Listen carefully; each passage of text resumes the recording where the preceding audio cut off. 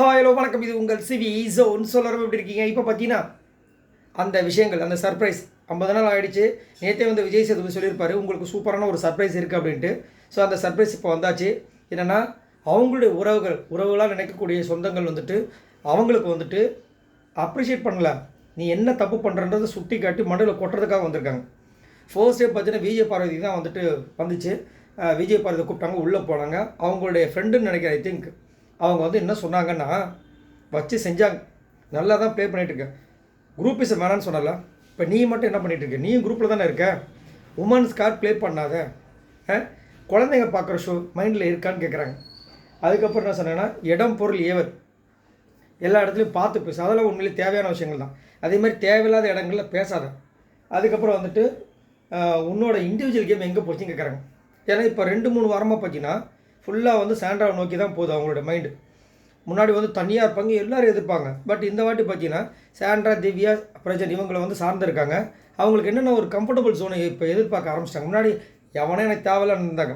ஆனால் அப்போ வந்து திவாகர் கூட இருந்தார், சரிங்களா? இப்போ வந்து அவர் யாரும் இல்லை, வாட்டர்மெலன் ஸ்டார் இல்லாத காரணத்தினால அவங்களுக்கு இப்போ வந்து சரி இதை பண்ணால் தான் நம்மளால் கண்ட்ரோலாக இருக்க முடியுன்ற ஒரு நினப்பில் இருக்காங்க. பட் அவங்க அதை வந்து வச்சு செஞ்சிட்டாங்க. அதே மாதிரி வந்துட்டு பிரச்சனையை வந்து டைரெக்டாக சொல்லு, தேவையில்லாத இடத்துல வந்து பேசாத. அவங்கள பின்னாடி பேசுகிற வேலையை அந்த மாதிரி வச்சுக்காது சொல்லிட்டு போட்டு பொலபலம் பொழந்துட்டாங்க. உண்மையிலே ரொம்ப தேவையான விஷயங்கள் தான், அது வந்து மாற்றுக்கிறது கிடையாது. இந்த குழந்தைங்கள்ன்ற விஷயங்கள் வந்துட்டு இப்போ இல்லை, பட் முன்னாடி ரொம்ப முக்கியமானது. இந்த வீடியோ முன்னாடி வந்திருந்தால் இன்னும் மேபி பெட்டராக வந்திருக்கலாமோ அப்படின்ற மாதிரி தோணுச்சு. பட் நல்ல ஒரு சூப்பரான விஷயம். அவங்க மடமில் கை வச்சிட்டாங்க, ஐயோ போச்சே அப்படின்ட்டு. ஆனால் இப்போ தான் ஒரு மாற்றம் இருக்குது. அதுக்காக வந்துட்டு இப்போ குரூப்பிசம் வந்துட்டு அவங்க சொல்கிறாங்கன்ட்டு இவங்க அந்த குரூப்லேருந்து வெளியே வர்றது இப்போதைக்கு என்னை கேட்டிங்கன்னா வேண்டாம், இருக்கட்டும். ஏன்னா இப்போ வந்துட்டு எல்லாருமே பகைச்சிக்கிட்டாங்கன்னா அவங்களுக்கு ப்ராப்ளம் வரதுக்கு வாய்ப்பு இருக்குது. ஒன்று இது பாசிட்டிவாகவும் போகும், இல்லை நெகட்டிவாக போகும்.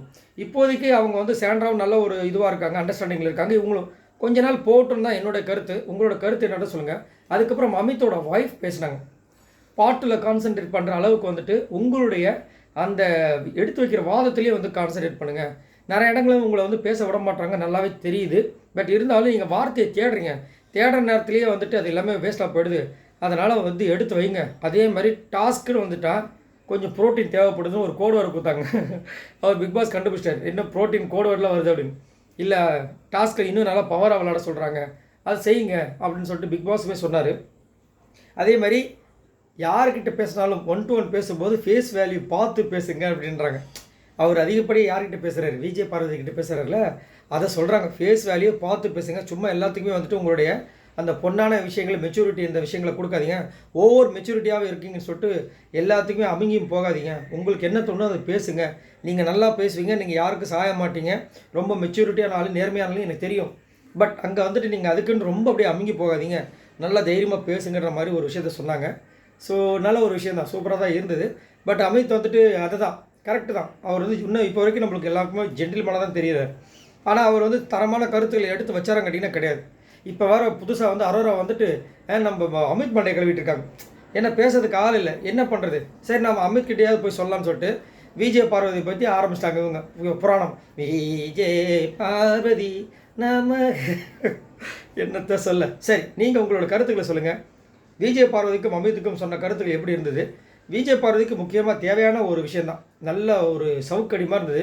அப்படியே தரையில் வச்சுட்டாங்க, ஐயோ போச்சேன்ட்டு. ஸோ உங்களோட கருத்துக்களை சொல்லுங்கள். இன்னும் நீங்கள் யாரோட அந்த ஃபேமிலி வீடியோக்காக வெயிட் பண்ணிட்டு இருக்கீங்கன்றதை மறக்காமல் கமெண்ட்ஸ் பண்ணுங்கள். பாய் நம்பரில்.